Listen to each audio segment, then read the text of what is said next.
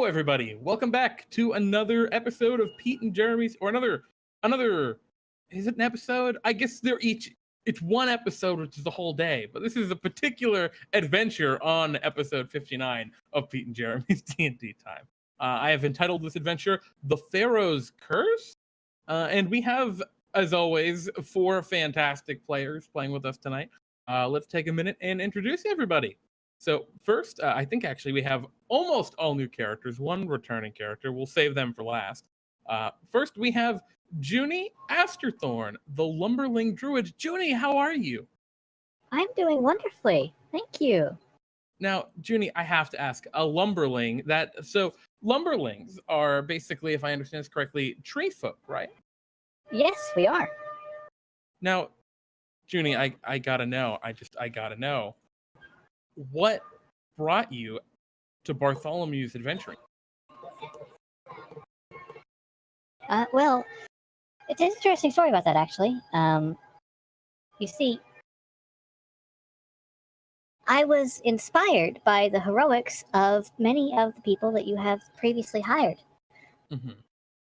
You have actually, more than once, your adventurers have saved me and my friends and my family. Oh, really? Well, that's good to hear. I assume in that case you must be familiar. I assume you must be familiar with Bloom then. Oh yes, I am. He's actually my patron.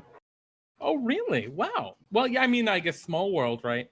When it comes to plants, beauty in the natural world, Bloom's kind of the way to go.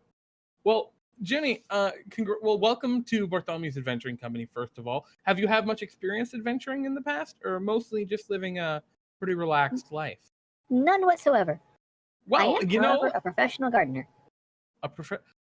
That's wonderful. We need more gardeners in the world. We need more beautiful gardens in the world, really. Jenny, welcome to DnDTime, and I'm sure you're going to have a great adventure today. You're going somewhere very unique. Next we have, we had 2 returning characters because we have Sereina Nathvano, the Drow Ranger. Sereina, how are you? I'm good. How are you? I'm doing very well. I don't believe we've met, me, the anonymous voice in the sky, and you, the Drow Ranger. But I have to ask, I don't remember, what are your spiders' names? They're so cute. Of course, they're named Lucy and Mike. Lucy and Mike. Now, Lucy and Mike are pretty big for spiders, as far as spiders go. I mean, yeah, I guess so. I mean, what do you mean you guess so? I mean, they're like the size of... I mean, it's kind of hard for me to see from this distance, but they look like they're at least the size of cats. They're pretty large, right? Or are they fairly small? And I'm just blind. It kind of changes every now and then. Yep. They eat too much. They swell up. It happens to the best of us. Yeah, of course, that's the reason. How big are they today? Today they're about one. Mike's about the size of a cat right now. Yeah, I could see at least one of them was the size of a cat. Yeah, but Lucy's a little smaller. Lucy's about just the size of like a rat. Well, Sereina, this is that's still very big for a spider. I just want to put that out. Still very large. Now, Sereina, I'm going to tell you, I'm a little bit of an arachnophobe, but I can't help. You're so cute. They are quite adorable. How did you train them to roll around and do tricks? Oh, well, we can communicate, actually. Oh, really? You can speak spider? I can. Wow. That's a pretty... is that an impressive... I assume that's an impressive feat. Right? I mean, I think so, but yeah, I don't know. I'm not familiar with Drow culture and society, so who knows? But welcome as always, Sereina, and thank you.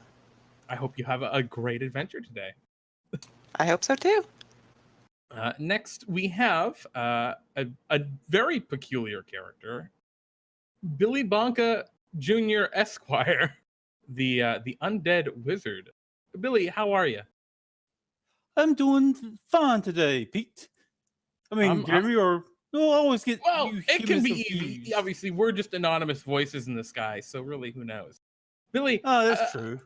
what's brought you to join Bartholomew's adventuring company? What's brought you to the adventuring life?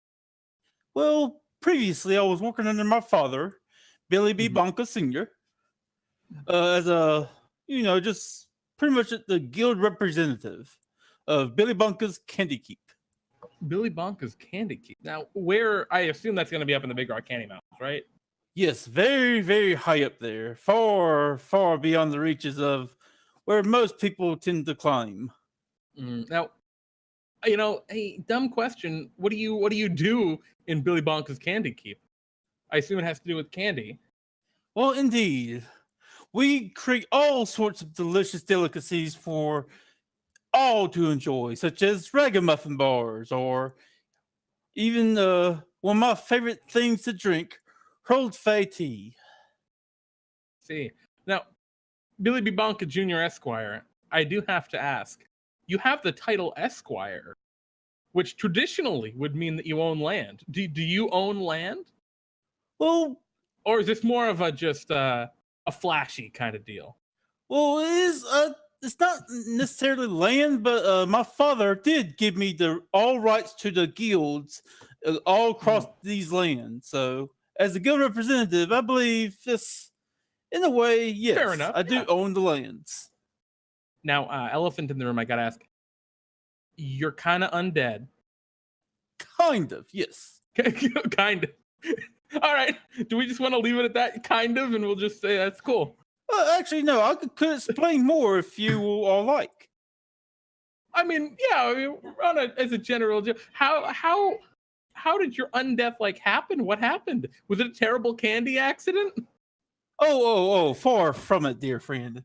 See, me, my father, my mother, and my grandfather are all chocoliches. We were given undeath by making a pact with Chocoloco Coco. I'm not going to even try and say that, but I yes, assume Chocoloco Coco is a ancient cake devil. Ancient cake devil? Yes. Damn. I'm really interested in the cake devil story arc now, but we'll have to talk about this another time. Indeed. Billy B. Bonka Jr. Esquire, welcome to Bartholomew's Adventuring Company. I hope you have a fantastic adventure tonight. Thank you, good sir. And back again for yet another spin around the town, Elric Stormwind, Minotaur Paladin of the Camel Ninja Spider Moose from the deserts of Alabama. Welcome. Thank you. And how are you today? Oh, I'm doing great. Elric, you couldn't be any further really away from the deserts of Alabama from the Big Rock Candy Mountains, right? Yes. I've actually just came back from a pilgrimage from the deserts, though. Oh, how has that been? It was quite interesting. A long story about something about a pink Miata and also trying to find my god. A pink Miata and trying to find God. This sounds like that could be a sitcom right there. About a bunch of people in a pink Miata going on a road trip trying to find God. That sounds incredible. That must have been a truly life-changing experience. Yes, it was. I learned to love even the undead from that. Oh, are there lots of undead in the deserts of Alabama? They're just all looking for their mummy. Yeah, I guess that makes sense. And it's funny you should mention that, Elric, because your adventure today has to do to a degree with the undead. I guess we'll find out real shortly. Of course, welcome back as always, Elric. And any last words you want to chime in for, maybe praise the Camel Ninja Spider Moose or anything? He's in my prayers, and so is hopefully finding a cure for the undeath. Oh, finding a cure. Uh-oh. Well, anywho, welcome back as always, and let's jump right into tonight's adventure since we're running a teeny bit behind schedule. So, today, you all find yourselves hired by a Pharaoh Froggenhoppen, a grung, which is basically a tiny little anthropomorphic poison dart frog. They stand maybe 2.5, 3 feet, and are all sorts of bright different colors with black spots and things like that. He's the pharaoh of the kingdom of Ribbypt, which is a small kingdom out in the middle of the Baradac Swamp. You've been hired apparently to deal with some tenants that he's having problems getting rid of. And so the adventure begins. You find yourselves strolling through the Baradac, which, for those unfamiliar, is not a pleasant place. As you walk, the mud beneath your feet squishes and squelches, bubbles kind of burble up from all around, and the buzzing of flies and insects, the only real sound here. You look around, the skies are gray and dark, and the ground itself seems to be made of a horrible, gross, peatish mud, which you sink a few inches with every step. There's a single winding, curving roadway with the occasional desolate, dead tree, which seems to be the only real stable path through. As you're all traveling, you've been traveling for a few hours at the very least, making your way inland, you see up ahead of you something to break the monotony of the gray and brown landscape. You see a cart, a wagon, being pulled by what looks to be some sort of small armored beast. At this point, it's just in the distance, but it's on the road ahead of you. There's no way you're not going to run into these people. What do you want to do?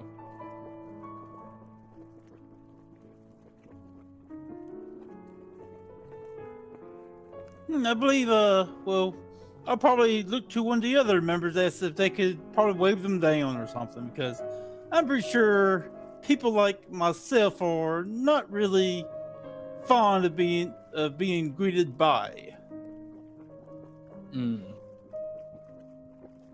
All right. So, y'all want to volunteer? I'll do it. Never mind. What are you all wearing, by the way? Is anyone like making an effort to like hide and cover themselves, wearing like cloaks or anything? Or are you all pretty much just in your various armors and adventuring gears? Oh, I am just as I usually am, with my top hat and all. Oh, top hat and suit. All right, Billy. I am wearing a cloak over my armor, but I'm pretty sure I'm also halfway in the mud right now because of my size and probably weight. On the road, it's not too bad. It's only the parts where the road kind of breaks off a little bit that it gets really rough. Imagine you've probably had to like wade in it like waist deep through some of this muck, at least at some point. But yeah, you're standing in the middle of the road, and I think you're imagining your Minotaur horns probably poke out a little bit. All right, cool. So, Sereina, you head up to approach these characters. Everyone else kind of following a little ways behind. As you approach, you see two cloaked figures. One is kind of sitting at the front of the wagon, holding the reins of small armored beast. It looks kind of like an armadillo, but huge. It's very large. Not huge, large. It's large. Size large. That's pulling the wagon. Another creature, humanoid in shape, is also wearing a cloak. It's impossible to see their features. As you approach, they are kind of walking alongside the wagon. And yeah, as you approach, the wagon kind of comes to a stop, and one of them calls out to you. Who are you? Hi, I'm Sereina. How do you feel about spiders? They the two cloaked figures look toward each other, and their cloaks like hang way down, so you don't know how they're making eye contact with this, because it's so hard to see them. But it seems like they make some sort of connection when they look toward each other and say, "Spiders are fine." I'm glad you feel that way. Kind of look toward the rest of you. Who are you all? I am Billi Bonka, and the rest of these folks I don't really know too well, but we were sent by Bartholomew's adventurers. The one riding the cart chuckles. The other one just kind of nods. heading to the frogs, then. Well, they did hire us, so why not? They both kind of share a laugh. Yes, they will surely be in need of your aid, but there's nothing that you can do.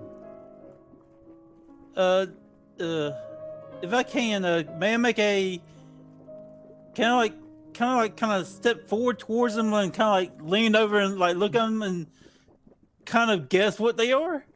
Yeah, absolutely. You Would that roll be a an perception. investigation? I think investigation is really like getting in there and poking around. You'd have to really invade their personal space, I think, for the investigation. Unless you were trying to like look through an illusion, in which case you could go for it, see if they're illusory. Is that what you're looking for? Just looking for like signs No, of I like, was illusion? basically like kind of like leaning all the way over and like kind of like studying their body language and such to see if something tells me about what they are. Yeah, I think that's more of probably the body language is more of an insight. Okay, then may I make that sort of check then? Yeah, absolutely, please. With a 12, you can see they move in a very like live and smooth way. And yeah, I think you're not entirely sure what they might be, but you can see beneath like the cloak a slight red, a very, very slight red glow to their eyes. But yeah, you're not entirely sure just from like that, besides they move very I guess what's everyone's passive insight look like? Or passive perception rather. I'm sorry. 11 here. Sadly, a 9. 9. Mine's 14. Oh damn. Okay. These Minotaur eyes are old. Yeah, so I think Serena, you notice like they have like forked tongues as they speak.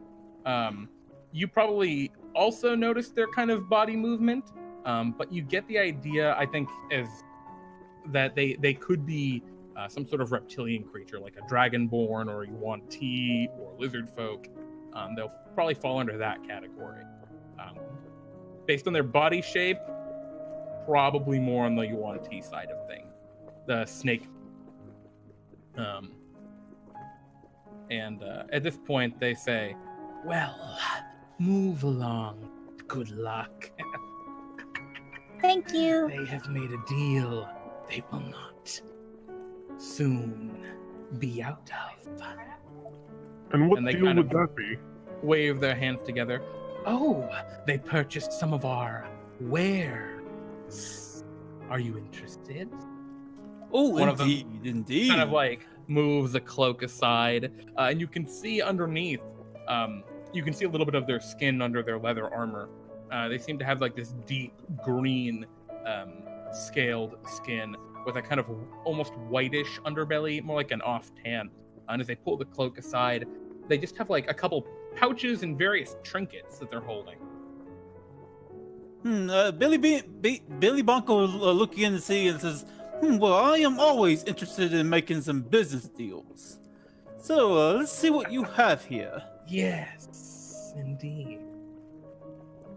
Yeah, they show you a bunch of various different things. But the problem is the things that they ask you for are like totally unreasonable.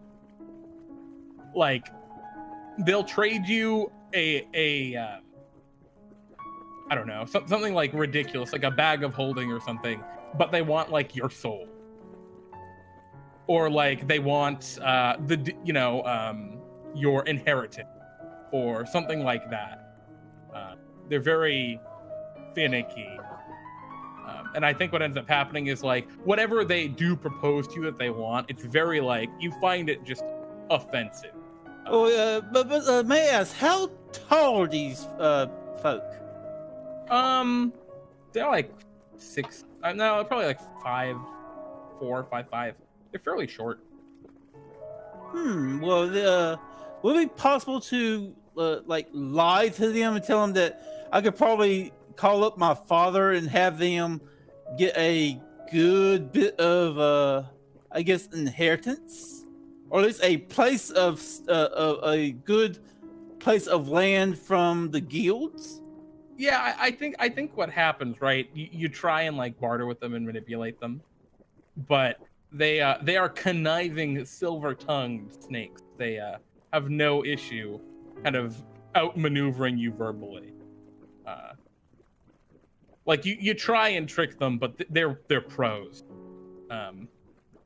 Yeah, they're very good at what they're doing. And I think what ends up happening is you just end up not really getting a good deal with them to the point where they get frustrated and go to.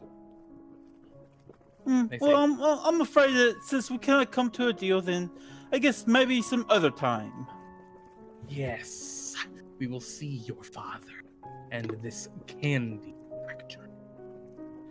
They kind of hiss angrily and whip their cart into motion. The large creature kind of yelping and then beginning to pull again. Bye! Bye. They do not wave back. They kind of glare back, annoyed. So this whole time I'm wondering, Juni, how are you doing in this like very murky, just dreary swamp? It's so exciting. We're actually on an adventure. So like even like the tiny little lily pads that exist every once in a while, these things make you happy. Yes. And those snakes were so beautifully verbose. Yep. Okay, excellent. After a little while more of walking, things get very dark. Looking up, the sky becomes almost black. Almost like it's nighttime, though it clearly is not. You just see no sun, no clouds, no moon, no stars above. About at this time, you start to hear the sound of like frogs in the distance, ribbiting and whatnot, and the flies become so much more just potent. They're everywhere. As you're just continuing down this road, you see little bits of ruined building poking up out of the mud, which the mud level has risen substantially at this point. It's almost flooding the road, which is very uncomfortable to walk around in. You're maybe like ankle deep in this as you're going. And you enter into what appears to be a ruined city. However, in the distance, a very strange tone kind of strikes your ears. It isn't one that fits this very dull, uncomfortable, depressing atmosphere. It instead sounds like some kind of a party. You hear the sounds of like cheers and music, and it's like there's a festival going on up ahead, which kind of brightens your mood a little bit. You trudge ahead, and a huge swarm of like locusts fly by. But they don't seem to give you any problem. They seem to be running as the locusts fly past you. You see about a dozen of these tiny little poison dart frogs kind of hopping after them, trying to eat them. Up ahead, you can see dozens more of these frogs just kind of out and about, seemingly celebrating. They have bright colors painted all over their buildings and on banners. And it's a very peculiar scene because from all other perspective, this looks like a complete apocalyptic wasteland. Like this area was left to ruin. But these frog people seem very, very happy. What do you just keep heading into town? Might as well. I mean, a good little atmosphere like this is always welcoming. Yeah, as you enter into town, it is a party. There are just frog people everywhere. They're all stoked. They give you like weird little like swamp flower things to wear around your neck. What do you call those? Like Lays. Flower necklace. Yeah, Flower? lays. Yeah. Exactly. And like it's when you touch them, you get this weird like jolt of poison. But like Except that for wears off real soon. Yeah, except for you, Billi. Is there any drinks? Yeah, well, I mean, they have cups of water, but it's like murky swamp water. They seem to love it, though. Can I try and catch some flies? Yeah, it's incredibly easy. They're everywhere, which it's actually probably really uncomfortable for some of you, but there are just so many flies. Serena's When in gonna doubt, in feed the Rome. flies to her spiders. Like there are so many flies, Serena, that your spiders can just kind of like reach off your shoulders and grab them out of the air. Oh, okay. There's just so many. I'd like to try some of the murky water. Okay, it tastes like kind of muddy water. That's I all. never understand frogs. Yeah. Yeah, exactly. I would love to Um, find out what they're celebrating. Yeah, you pull aside one of the grung, a little like green-skinned fellow with like cool markings that kind of mirror on each side of his body horizontally. He looks up to you and he's like, "Oh hey, how's it going? You must be the heroes. Welcome to Ribbypt. How you doing?" It was a wonderful hike over here. Oh, that's weird. Usually people hate it. I'm glad you're enjoying it. You want to join in the festivities, or are you here to see Froggenhoppen? I would love to join in the festivities, but I think we do have to get to what we're hired for first. All right, you can hang out after. Yeah, Froggenhoppen, I can show you the way. It's all good. I'll catch up with you later, guys. The frog kind of calls out to some of the other grung running around. And yeah, you're led right into the center of town. There's like a big festival party going on. A couple of grung are banging on some huge drums. There's just massive piles of poop in one corner that the grung seem to be like eating. It smells awful. You think it might be the source of all the flies. But it's like huge. It goes up like 3 stories. It's just a massive pile of feces. I did not know they stacked poop that high. Yeah, it's terrifying how large this is. It seems to be lots of different sources. Well, I can easily say that is the shit. But yeah, you're brought into the center of town, which the center of this town is just tons of different pyramids sticking up from the mud. And you're led up one of them in particular that doesn't really have a point to the top. The point is like gone, and instead it's open air. And you're led into what is evidently and undoubtedly the king's kind of audience chamber.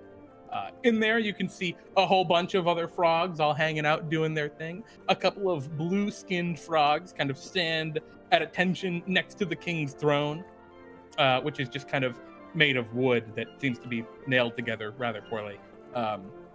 They're carrying staves. They look like mages kind. And you see Pharaoh Froggenhoppen, who is just a green-colored grung sitting up on the throne. He looks very similar to most of the other green grung around, except that he's wearing a tiny little golden crown. And as he sees you, he goes, "Ah, hello! It's you! You're the adventurers I sent for!" Indeed we are.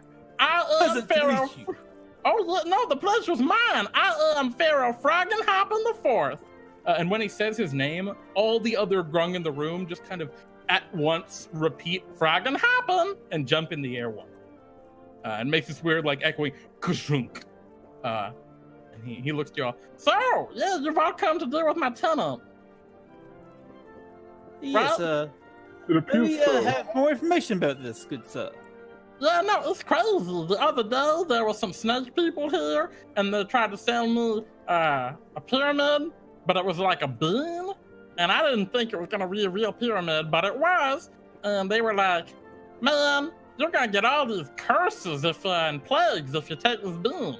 And I'm just like, "But I want a pyramid." I planted the pyramid showed up, it actually happened, and all these plagues have been happening, but I don't know what they are. All that's happened is there's lots of flies and locusts and stuff. Is Which it is even possible to amazing. think about what these plagues could represent? I don't know, but there's lots of new baby frogs too, which is always good. Anyway, the problem is there's something inside of the pyramid. There's like a mini, I don't know, it's killed some of my guards. They're gonna have to go in and get them out. Interesting. That sounds I exciting. wonder. Yeah, This is that's, quite an interesting thing. after you're interested, if you want to hang out, we're gonna be roasting a real big bird later.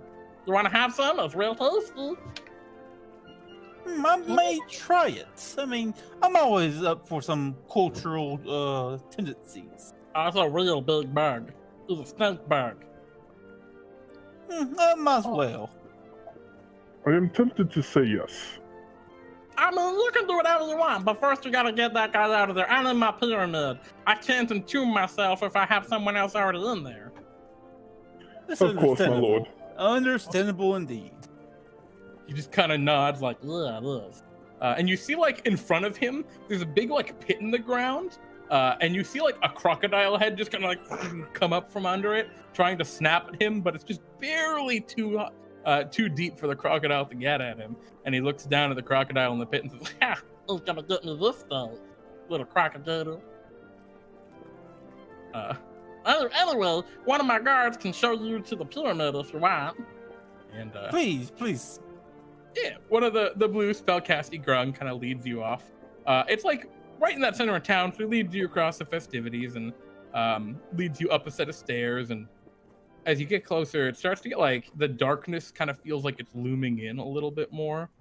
And you are looking down the entranceway into this pyramid, big sandstone monolith, and it just is dusty and gray and pitch black inside. Would I still be able to see with my dark vision?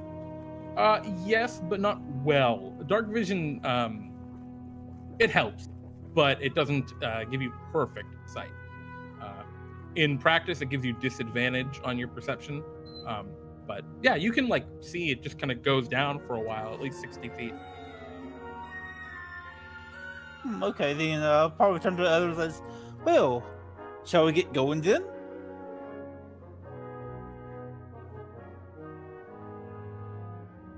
It appears we must. What shall we do about light? Well, I'm sorry I can't help you there, but can anyone else help? I mean, Elric, you have torches if you'd like to use them. Oh, really? Yeah. Can I attach a torch to my horn? Can you attach a torch to your horn? So I could still, use my sword and shield. That's an interesting question. I think you could. I think you could absolutely wrap a torch around your horn. Damn, I've never even thought of that. I'm doing it. I think you need someone else to like tie it for you though and light it. I'll help you out. I can light it. Yeah, I get as low as I can to the ground. You get low to the ground, and I'm wondering how tall is Juni? I'm kind of tall. All right, so yeah, this 7'1" Minotaur basically bends right down. A 7'3" tree. Oh, jeez, you're all huge. Oh yeah, you come right over and tie a nice little neat bow. The torch is kind of hanging a little lopsided off his horn. You lighted a flame with your magics, and for a little bit, like you can just kind of feel it out. It's like a little uncomfortable, but it's not hot enough to really be too big a deal. Your horns are mostly nerveless, but it's not quite. Just a little like, ugh. Like that's warm. On top of a muggy day, I also have a very warm helmet. Yeah, exactly. And up ahead, yeah, you see there are no flies or anything in here. It looks very dusty and actually very dry. No, well, first and foremost, I start casting mage armor on myself. Okay. And then I look to others and says, well, let us go and see about this mummy thing. Hopefully they're a friendly person. That's a smart idea, actually. I think I'll prepare some healing food. Does anyone like berries? Anything is good by me. Alrighty. So you kind of grow some good berries. Do you grow them like off of you, Juni, or do you kind of just grow them into your hand on a small little like bushel of leaves and such? I think it's easier to just grow them from yourself. These little berries kind of hanging off. Excellent. And you have your good berries ready to roll. I imagine them, they're like kind of grow off her ears like earrings. Oh, that's excellent. Yeah, I super dig that idea. thing. This is quite lovely. I think I will do that. And I just checked my diet, and berries is on it. So, as you're starting to head down into this place, what's your marching order? Does anyone want to scout ahead, or it's a very narrow tunnel? It's only about 5 feet across and barely 8 feet tall. So, like, Elric, you gotta crouch a little bit to keep the torch from smacking against the ceiling. But you can all move with relative freedom. It's not like constricting. I believe I'll take the lead with my dark vision just to help out. Okay.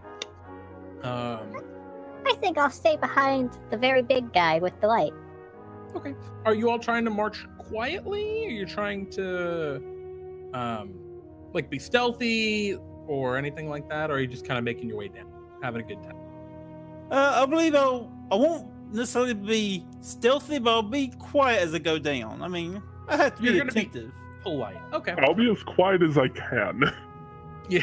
If you're trying to be attentive in particular, can you roll me a perception check to look around as you're heading? Of course.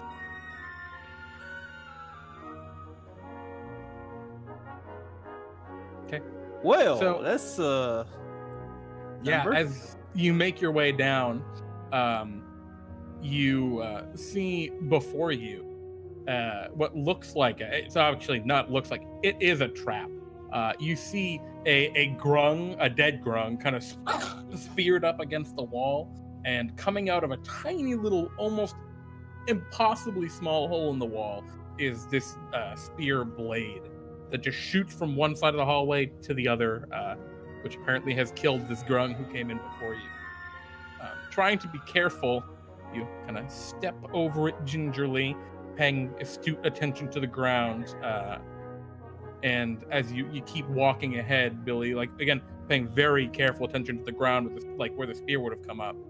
But before like I kind of continue on beyond that, is it possible to attempt to remove the spear from the wall? Oh,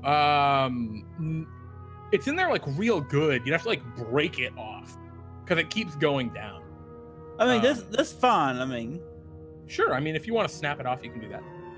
that will be athletics. No, I think it's just something you can just do. You guys can just break it off if you want. Oh, okay, that's fine. I'll just break off one piece.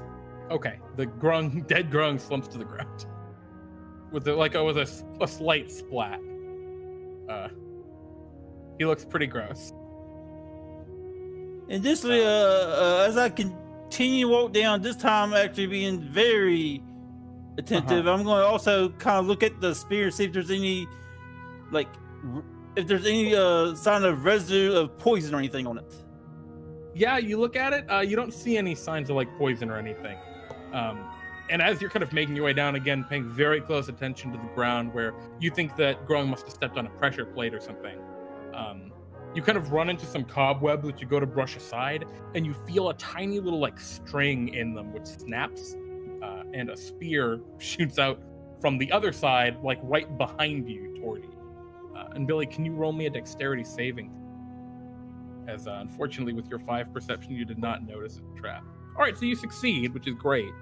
So you only have to take half damage. I felt the wind off that one. Yeah, as this the spear like clips you in the shoulder for 3 points of piercing damage, which is actually still pretty meaningful.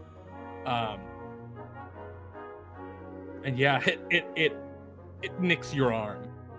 Would you like some berries? Oh yes, please. I mean, I felt that one. Take as many as you like. I think I'll just take 2 and just eat one right now. Okay, so you eat up a good berry. They're very tasty, but very filling. And yeah, as you look further down, it's just more darkness ahead of you.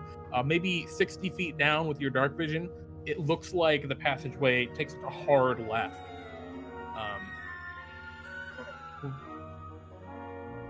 I'll pretty much like stop here and like consult the others about it. Sure. You all kind of stop and have a bit of a talk after you all see Billi Bonka nearly avoid getting speared through. Has your plan changed? Ahead it seems there's going to be a good bit of danger. At least that's, I'm guessing to such. So, I believe we should switch it up and let the Minotaur go first. Okay. This Can is I look around to exciting. see if there's any spiders? Yeah, absolutely. I think actually, I don't think you have to roll for this. I don't think you have to roll any perception or anything. Looking around, you see cobwebs, lots of cobwebs, but you don't see any spiders in here. In fact, you don't see any life at all.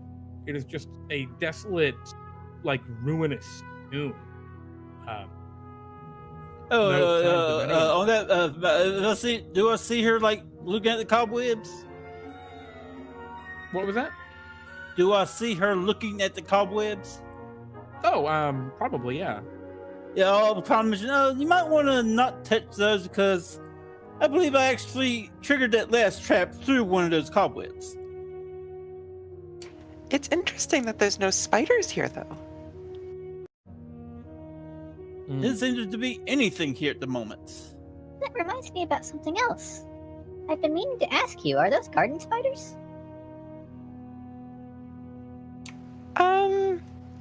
I think they're a little too big to be considered garden spiders. Oh, that's a shame. Garden spiders are so wonderful for keeping a garden nice and healthy. They are. I'm glad you like spiders. And yeah, I mean, as you're all kind of standing around here and the torch is illuminating the area, you can see on the walls, there's all sorts of like symbols and imagery of basically this pyramid. It looks like a just repeating vista or little images of this pyramid. And it looks like the different things you've seen outside. Little pictures of frogs all over the place, swarms of flies and locusts depicted, and a moonless dark black sky kind of above. And as you kind of continue deeper down the hall, you can see that the ruins seem to be a little less bad as you go further.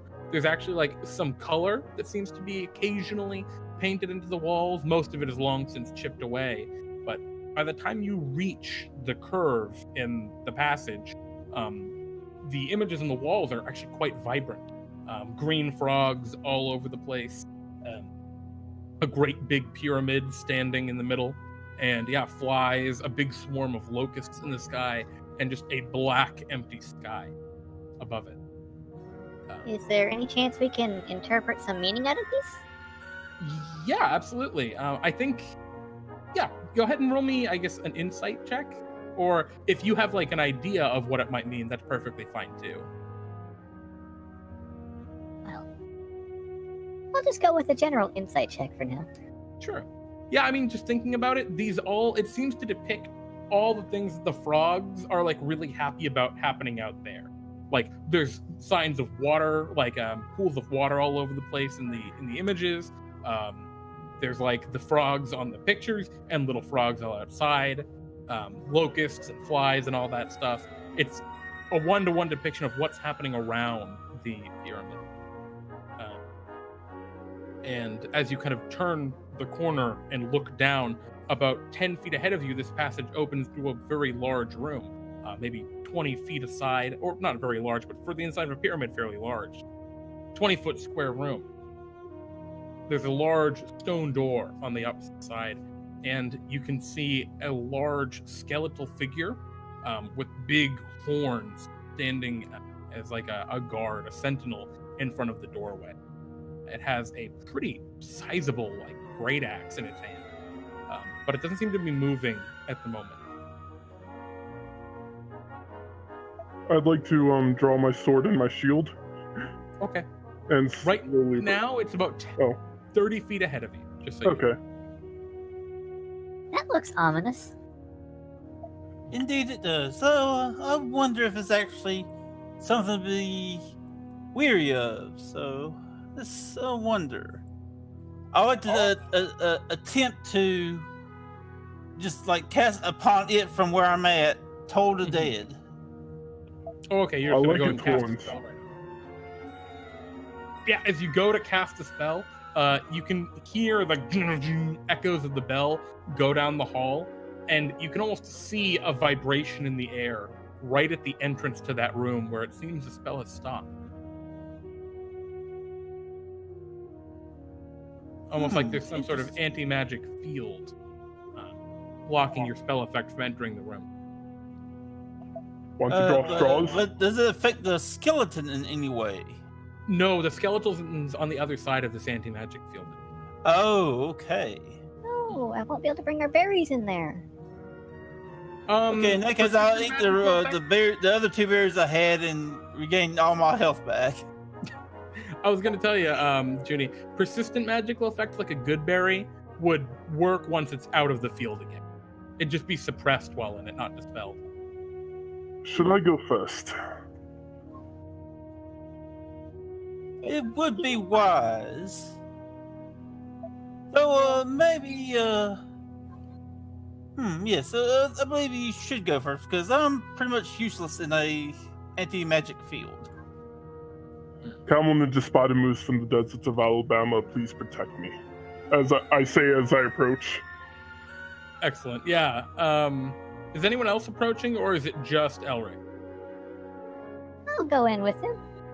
I'm gonna stay on this, probably stay on this side and keep a watch on throughout the rest of the room. Well, I guess you are my cheerleader then.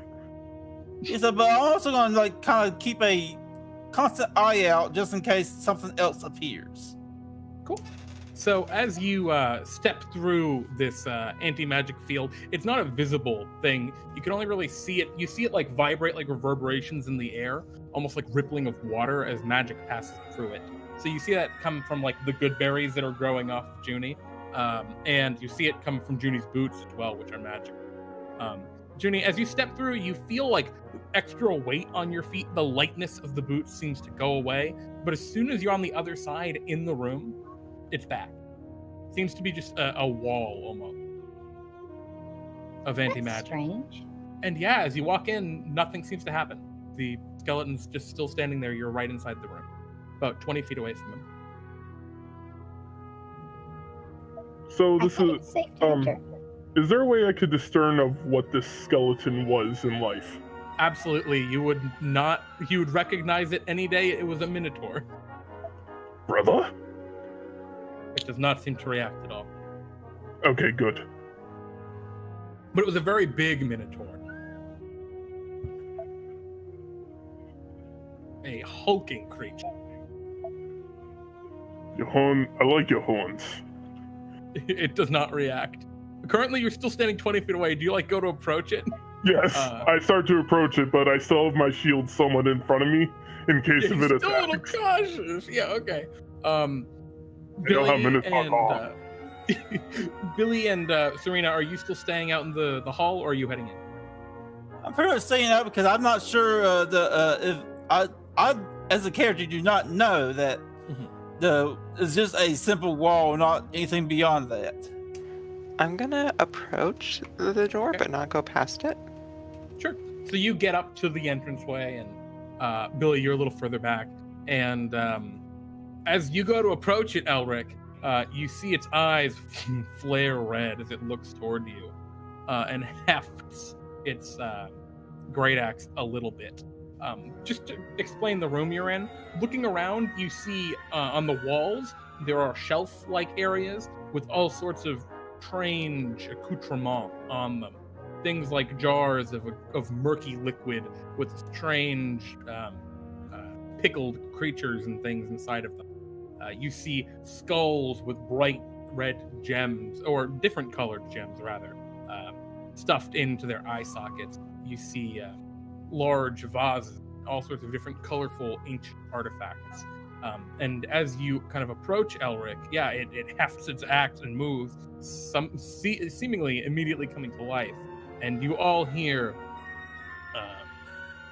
actually, you don't hear anything. Actually, you hear a voice which says, "You have entered the resting place of Hank, the unliving king." And the skeleton kind of points to you, and you hear the voice, again, not coming from the skeleton, but just kind of everywhere, call out, Leave now, mortals, while you can. And I'm gonna need you to roll for initiative now, as this thing is now officially offensive. Can I quickly say something to Hank? Sure. You don't know if this is Hank. Yeah. You get the idea that this is like the guardian of Hank. Yeah. I'm your eviction notice. Time to leave. Rude. Okay. So it looks like, and wow, interesting. Okay, so we got When the wizard has clerical speed. yeah, and actually we're on to Sereina first. What would you like to do as this creature comes to life and threatens to attack you? Sereina is going to take out her longbow and shoot at it. Okay. And 9, unfortunately, just barely misses as your arrow kind of flies at it and cracks and deflects off of its large kind of like breastbone, right off its sternum. Is there anything else you'd like to do? Your arrow passes through without issue, by the way, the magical gate. Serena's gonna walk through the doorway. Okay, you enter into the room. You're standing next to Juni. My brain. Is there anything else you'd like to do? Oh no, she's just gonna stand there. Okay, you're now in there. We move to the next initiative. Elric, what would you like to do? As flavor text, I'm going to blow steam out of my nose because all Minotaurs can. Yeah, threateningly. Yes, as I swing my longsword at it. Oh wow, all of you are going before the foe. That's really good. Alrighty. You rush forward and swing your longsword, and yeah, it just kind of deflects it with the part of its great axe. Oops, that's not what I wanted to roll. Yeah, it deflects it with just the heft of its axe. And we are on to the next initiative, which is Juni. What would you like to do? Oh boy. Well, I think I will cast Thorn Whip at it. Because Okay. everyone seems to be of the notion to kick its butt. Okay.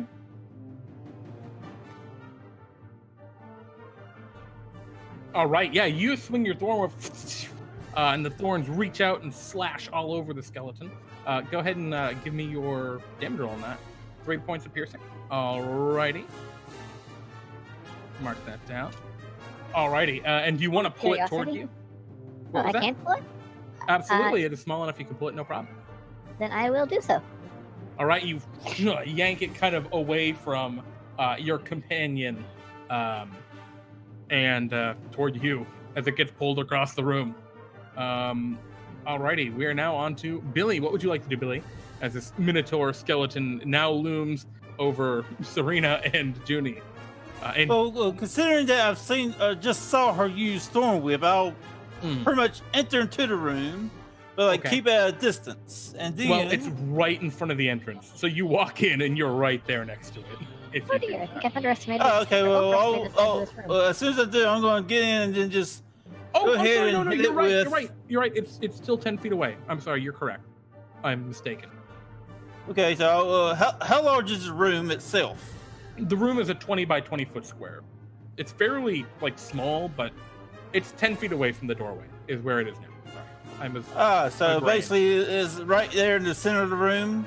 Exactly. Yeah. Okay, then I'll probably call out to everyone and says, okay, guys, I'd like you to just get ready for some fun. And I cast grease right there in the middle of the room where the Minotaur no. skeleton is. Okay. Excellent. When it appears, it has to make a dexterity saving throw. So we're gonna roll that dex save. So it falls onto the ground with a loud clattering of bones. Start that enters the area or enters turn there. All right. So it falls on the ground, and then it's gonna go. So it's gonna stand up, using half of its movement, which means it can't use its charge attack this turn because of the grease. It can now just move out of the grease, right? Let's see, it says when it enters the area or ends its turn there, it must succeed. Okay, so yeah, I guess so. So he'll walk out of the grease for now, unless he gets pulled in again. But he can't use his charge attack because he like goes to charge you and lowers his horns, but slips. And yeah, he's gonna walk up toward who damaged him. That was you, Juni. And he's gonna heft this great axe. And Juni, how do you feel about axes? They make me very nervous. Well, as you feel incredibly nervous as this massive Minotaur cleaves down on you. Jeez, this is gonna be scary. Oh no. Chops you for 8 points of slashing damage. How does that feel? That hurts a lot. Are you still I up really after don't that? like I am, barely. Oh shit. All right. Yeah, it chops into you. And being like a lumberling, you guys hear like more of a creaking and splintering, I imagine, right? Or are you more fleshy? I don't like to describe it, but it's quite like the sound of chopping down a tree. Yeah, so just you hear a thunk and some splintering of wood, and oh boy, Juni does not look great. The thing rips the axe out and continues to look at you menacingly. And we're back at the top of the initiative. Sereina, it's your turn.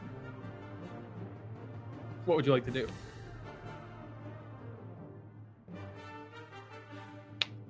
Oh, Sereina? Oh, it's my turn? Yep. It's back to you. Now the Minotaur is right in front of you. I am going to... how bright is it in the room right now? It's actually pretty bright from the torch strapped to Elric's head. At the far end of the room where you are, it's like kind of dim light. It's a little... He's far enough away that it's okay. It's not full bright light. But it's pretty damn close. Is there any particular reason? No, I was just wondering. Oh, okay. I'm close enough that they would attack of opportunity me. I can... You think if it's smart enough to do that, it will, or it would be able to. Yeah. I'm gonna disengage and like move around the grease to the opposite side. Sure. So right over with Elric, next to your friendly Minotaur on the other side, and you weave around. You see the big Minotaur skeleton go to swing, but you're just a bit too nimble with your disengage. You get around to the other side. And is that the end of your turn, or do you have any bonus actions you'd like? I do not have any bonus action. Alrighty. Elric, it's your turn. The only thing that stands between you and this Minotaur skeleton is a big puddle of grease. What would you like to do? What's my dex? You just figured like, can I get this? You could probably jump the grease if you wanted to try. I'm gonna try, but knowing my rules, I'm gonna fall. Okay, well, give me an athletics check to try and jump the grease. You're smart, unlike this skeleton, so you might be able to pull it off. Or you could ready an attack if you wanted to wait until the skeleton came to you. Athletics check? Kill Juni. Yeah, sure. Yeah, be athletics. To try and jump it. Okay, so unfortunately you go to jump it and you slip a little bit on the grease. Can you now roll me that dex save against D-Frog's DC? Do it. As yeah, the grease is just it's slippery, man. 70, yeah, but you catch yourself. You have no issue. Yeah, you get across. Do I just like jump midway and just slide the rest of the way on my hooves? Yeah, exactly. Just you slide the rest of the way with your long sword in hand. Then I'm going to slash at him once more. Okay.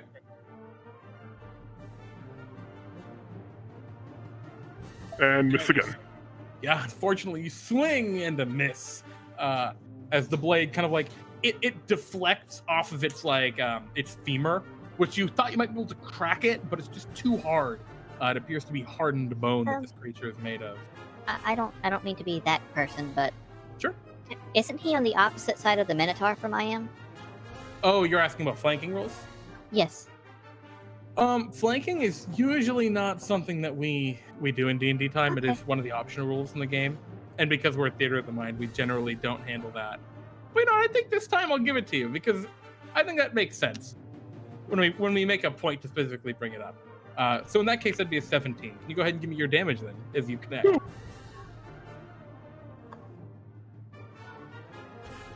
Oh wow, 8's pretty good. Yeah, you swing it, you click him for 8, and yeah, you chip that femur a little bit that you swung into. Also, don't you ever be sorry about Rules Lawyer and me. I love to be the Rules Lawyer. That is one of my favorite times playing this game. But yeah, Elric, you chop it right in the femur, and little bits of bone fly out, but it's not yet broken. Do you have any bonus actions you'd like to do, or are we moving to Juni? I'm going to move to Juni. Well, you are. Oh yeah, okay, Juni, what would you like to do? Elric has rushed to your defense. Does anyone mind if I heal myself? Everyone's busy killing this Minotaur, and you're like, can I do this thing? Oh, I don't mind. I mean, that did look like it did hurt. Yeah, I mean, you're kind of split down the middle, man. Just do it.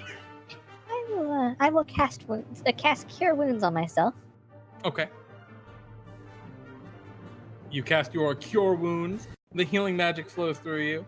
Now, I think that should have your Wisdom modifier added to that healing. So that should be a little bit more than 2. Yes, that would be a 4 then. Alrighty. So yeah, 4 points of healing magic kind of helps to reinvigorate a little bit from that slash. And is there anything else you'd like to do? I would also like to consume one of my good berries if I could. Yeah, I think that's it's like drinking a potion. Yeah, you pop a good berry for 1 point of healing. Well, And it's a little bit risky, but uh-huh. I think I'll just run around the. Oh, run over to Sereina. Yeah. Alrighty. Yeah, as you go to run away, it attempted to attack Sereina as she ran away, so it doesn't actually have a reaction. Oh, very good. Yeah, you're good. It's too distracted from the attack, and it already swung around to try and hit her, and you just run off and get over to where she is.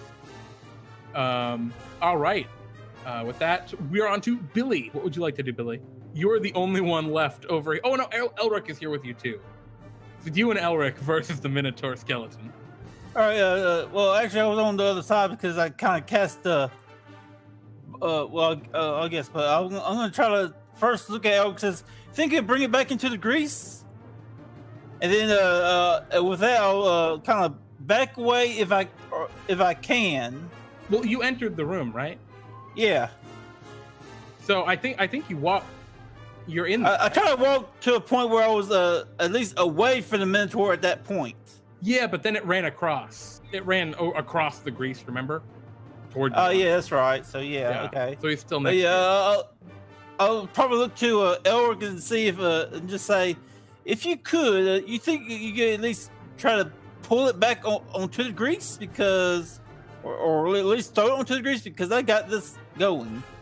And I'll cast Create Bonfire right there onto the grease. Okay. You all see the grease just ignite into flames. You don't have to roll it yet. Nervous now. Yeah, it's the entire most of the room is a bonfire at the moment. Actually, well, my plan is basically for the someone to throw the Minotaur bones onto the grease where it'll slip and fall right back on there and take fire damage. Do you want to move it all, Billi? You've seen that it hasn't. It wasn't able to make an attack against Juni as she is. I'll try to move to the other side and just kind of look at it and just try to get its attention, just waving. Yeah, so you rush around to the other side too, and as we move to the Minotaur skeleton's next turn, you guys see the 3 of you on one side, and then Elric on the other side, standing alone against this Minotaur. It slowly turns and looks right at you, Elric, and seemingly no recognition in its eyes, it hefts the great axe and goes to swing at you. And it gets a 13. But my armor class is a 19.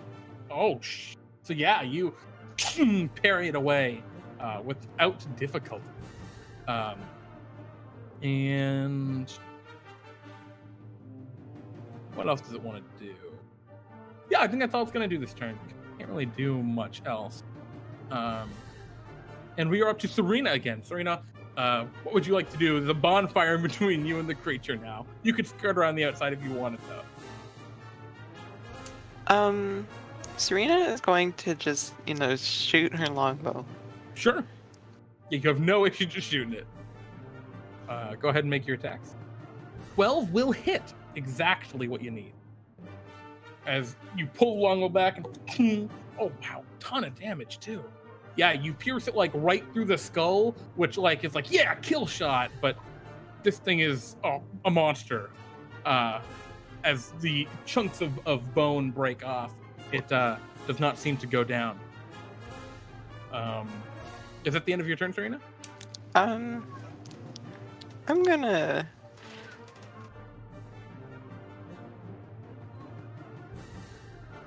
Yes? Yeah, that's it. Oh, okay, sure. So you still have the bonfire between you. You're feeling pretty safe. And you got a nice shot in. And Elric, what would you like to do as you now stand alone against the Minotaur on this side? The cheese stands alone. Yes, the perks of being the only melee-based character. I think. I'm still Throw debating. into the fire! That's what I'm tempted to do. I put his attacks in wrong. Well, that's fine. I'll fix it. Sorry, go ahead. Yeah, I'm going to grab it and chuck it into the fire. All right, can you make me a strength athletics check, and I'll contest it with the Minotaur skeleton's strength athletics. It gets a... Never mind. Yeah, it just like... Oh, it doesn't roar, actually. It goes to roar, it like opens its mouth, but no sound comes out. As it just rebuffs your arms as you try and grab onto it. Does that take my attack turn too, right? That does take your action. You still have your movement if you'd like to. I'm going to... Wait, no, I can't. Yeah, I'm going to end my turn here. Okay. You'll keep standing against it. Juni, you are on the other side of the bonfire. What would you like to do? Oh, the bonfire is for the skeleton. Okay. I think I understand, guys. Oh no, the Thornwhip reaches over and like you're grabbing the Minotaur skeleton, Elric, and you're like trying to pull it in, but it rebuffs you and lifts its axe, lifts it way up to strike you as your shield is kind of pushed aside, and then some vines just kind of grab it around the waist and it looks down confused and whoa, it's pulled into the bonfire where you were trying to throw it. Well, that just happened. You hit with your 13. Go ahead, give me your damage. Alrighty. And it takes 1d8 from the bonfire. I think it's gonna be 2d8 because it's got the grace also burning. I'm giving you some bonus damage. All right. So you can go ahead and roll that for me now. Yeah, he gets pulled into the fire and roars angrily. 5. He's gonna roll his dexterity save, right? Or is there no dex save against him? Oh, since he entered the grease, he does have to roll dexterity. All right. Well, he doesn't fall over, but he's gonna take a little bit of that fire damage, which is pretty good. Alrighty. The Minotaur skeleton is now burning in the center of the area. Juni, as your like thorns kind of come back, they're like slightly singed from the fire they had to reach you through, but it's nothing you can't wave out real quick. Alrighty, Juni, is there a bonus action you'd like to take? Yes, I think I would like to eat another good berry, just to be safe. All right, popping a berry. Billy Bonka, what would you like to do? Billy B. Bonka Jr. Esquire, what would you like to do? Well, since it's in the fire now, I believe this will be also very helpful. Told the Dead. Alrighty, let me roll his wisdom saving throw. He's very wise. Nope, he got a 0. And he takes 10 damage from Told the Dead. An actual genuine 0. Yeah, as the Told the Dead echoes through the room, you all hear the clanging of bells, and the Minotaur skeleton seems to like crack a little bit under its force. Then the Minotaur skeleton goes, and he is going to charge the last 10 feet directly at, well, Billy, you're the last one to have gotten to him, so he's going to charge at you. Horns kind of held down. It is going to attempt to gore you, which, good luck, my friend. This doesn't look good. Yeah, what's your armor class? Because my mage armor on, it's 14. Alrighty. Gets an 18. Ooh. Is anything you can do about that, or are you taking this damage? Well, I mean, Is there any other option I could do? Oh, I don't know if you have shield or something. I know you're a wizard.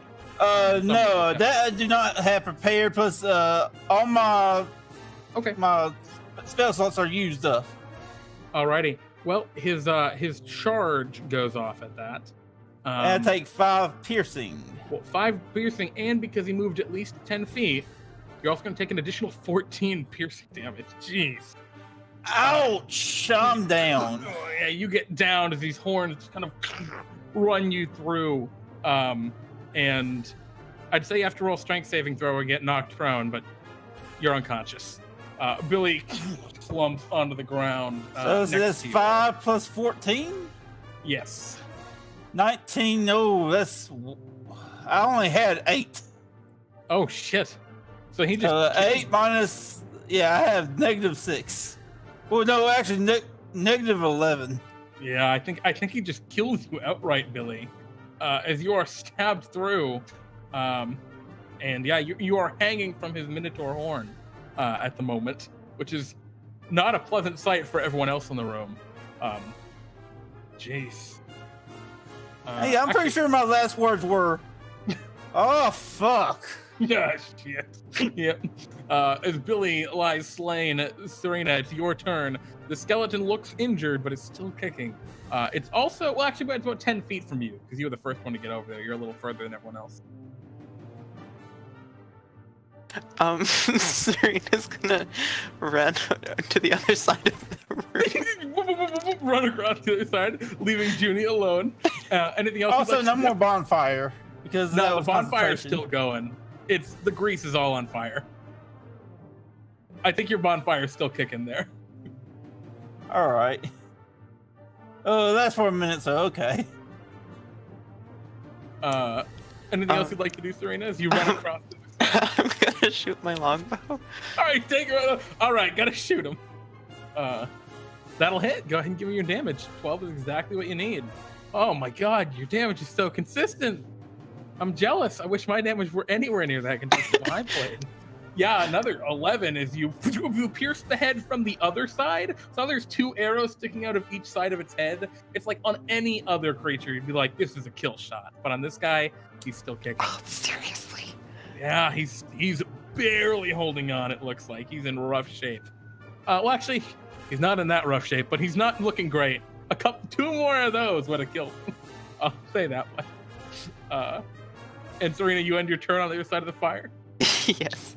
Excellent. Elric, what would you like to do? I feel like this is becoming a cartoon, but I'm gonna run to the other side of the fire and attack again.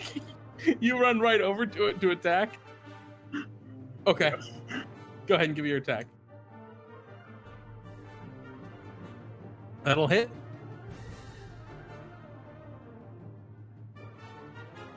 Jeez. Yeah, your sword, you hit the other femur and you get these bones back off. It's looking pretty bad now. Actually pretty bad. Juni, we come to you. What would you like to do?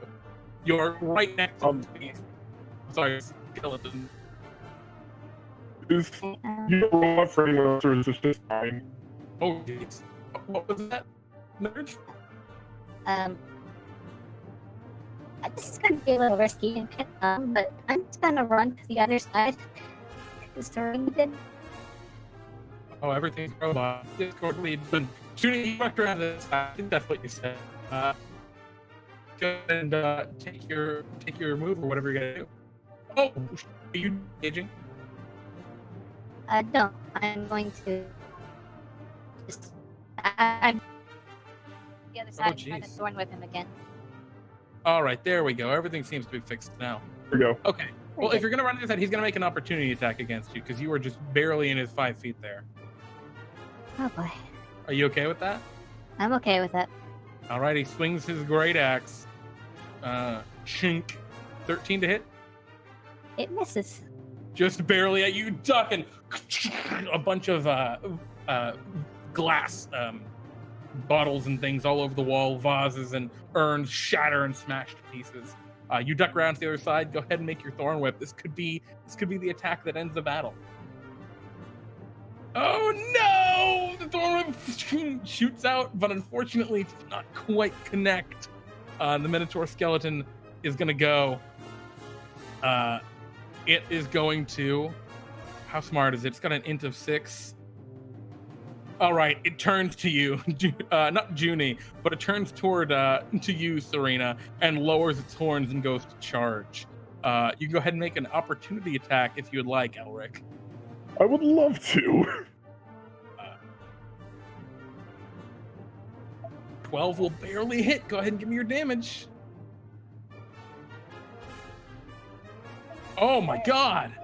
As you swing your axe, it is just, you smack it, and one of its legs, like you get it like the lower part of the shin, and its leg snaps and breaks as it goes to walk forward. And it continues to hobble forward on its broken leg, but as it enters the fire brushes and consumes it, leaving simply a charred pile of bones. Its head kind of smashes to the ground right outside the flames in front of you, Sereina and Juni. Poor dead Billi Bonka, stabbed atop, as you see the Minotaur skeleton has seemingly been defeated. And you are left in a room with a big bonfire of burning grease and unfortunately a dead ally. May the camel ninja spider moose from the deserts of Alabama forgive you for your atrocities, Sir Minotaur. The bones just kind of shift a little bit, but you think that's because they're burning. Now, what are we going to be dealing with our compatriot?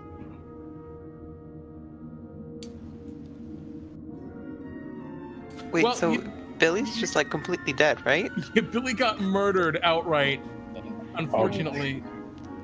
Thankfully, you're all aware that when one of Bartholomew's adventurers dies, they are resurrected in Bartholomew's shop. So is the body going to disappear, or should we take it? you're not sure how that part works. Just in case, I'm gonna strap it to my back.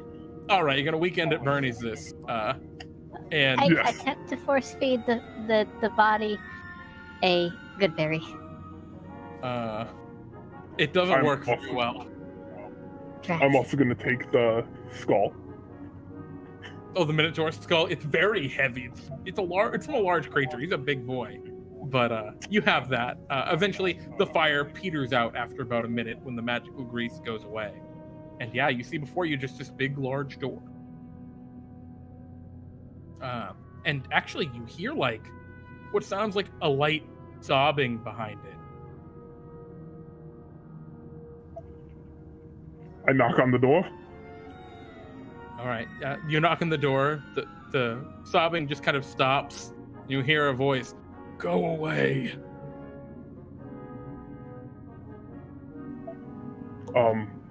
We'd like to talk to you. Can you please open up the door? We promise we won't attack if you don't. As you like push the door, it's unlocked. You can just push it open. It's a big stone door. I'm gonna push it open then. Okay, you push it open. As you do so, you see what is clearly the burial chamber of some ancient king. There's like bright red and purple and gold tapestries. It's all of the images on the walls depicting the same plagues are incredibly bright and vibrantly painted. On the ground, there's beautiful carpets and rugs. And yeah, you see big vases, brightly painted and beautifully colored all throughout the room. There's clearly a very affluent king, but in the center, you see a big stone sarcophagus, which is not so nicely decorated. It's fairly plain and mundane. It just has etched into the top, the lid, which is on the ground next to it, the symbol of the kind of pyramid with the plagues all around. But you see just kind of standing up, or not standing up, sitting up in the coffin, a mummy, just totally wrapped in cloth. Looks like it was a human mummy. And they're sobbing to themselves slightly, it looks like. They're like covering their eyes and they hold out a hand. Go away. At the sight of the human, I'm gonna take a step back. the I do human not- mummy. I do not, my character does not trust humans. Oh, damn, nice. What about the rest of you? I'm gonna grow him a flower and give it to him. As you like bring the flower over toward him, it begins to wilt. Oh. Just like there's just this awful aura of necromancy around him. And actually, as you do so, Billi Bonka, you feel a sudden awakening as you open your eyes with 1 hit point strapped to the back of your friend Elric. It appears the wilting necromancy seems to actually heal your undead form. And yes, the mummy continues to sob. Go away. I'm a failure of a mummy. They were supposed to be laid to waste. My plagues would ruin empires, but they're enjoying it. Well, The mummy looks toward you, an emptiness in its eyes, its jaw kind of offset a little bit. Very gross looking creature. Yeah. Maybe this is not the right place for you. There's nothing I can do. This is where my pyramid is now. Well, at least you have neighbors that enjoy your company. I may know of an... maybe, no. Hey, Jeremy. Yeah. Because I recently went to the deserts of Alabama, would I know if there's any empty pyramids there? There are plenty of empty pyramids. Humans come by and pillage those things all the time. Well, okay, thank you. Well, maybe. I know the place where there's plenty of empty pyramids that you can take over. Will people leave me alone or otherwise suffer my wrath? Yes, for the most part. And the mummy looks around, like it like scratches where it would be like its beard or chin, but it's just awful cloth and rotting flesh. You see a piece of it kind of like fall off or fall out through the shambling rags that cover it. And he says, "All right, fine, but I don't want to touch any of the water. It'll soak it. I'll soak up and bloat. It's I see. terrible." Well, where I'm talking about is there's no water whatsoever. But there's water outside. And you Yes, have that this is- weird back and forth conversation with this. Yes, that this is mummy. quite unfortunate. Are the rest of you just hanging out and letting Elric talk this one out? Or Serena's just enjoying it. Do you think we could procure a cart? and such is how this adventure ends. You guys hang out with the mummy for a little bit, like talk it through. You provide a little bit of counseling for him, and he's just like, "Man, I've only ever wanted to just be a terrible mummy. But maybe there's something good in being good after all." And eventually you convince the mummy to leave the place be, to leave the plagues in place, at least for now. And you all head back out to celebrate with the grung, who grow a nice, or they don't grow, they toast a nice large stink beetle for everyone to consume, which it's disgusting if you try and eat it. It's very gross. It tastes like it stinks. And you have completed this adventure. Thank you everyone for playing. I wonder if these Minotaur horn holes look fashionable. Yeah, exactly. Oh, wait, what about the Minotaur horns? Hey, you know, he gored through me, so I wonder if there's fashionable with my body here. Speaking about Minotaur horns, is there a way I could file down the skull a little bit so I could place it on one of my shoulders? You know, Almost. I guess we'll have to find out in between the adventures. Maybe you do precisely that, Elric. I am fine with that. And yeah, you all have a fantastic remainder of your stay out here in Ribbypt, and the grung treat you with no small courtesy. Congratulations, everyone. Thank you again. You have each earned your 100 Bartholomew bucks and 1 experience point for completing this adventure. And thanks for playing.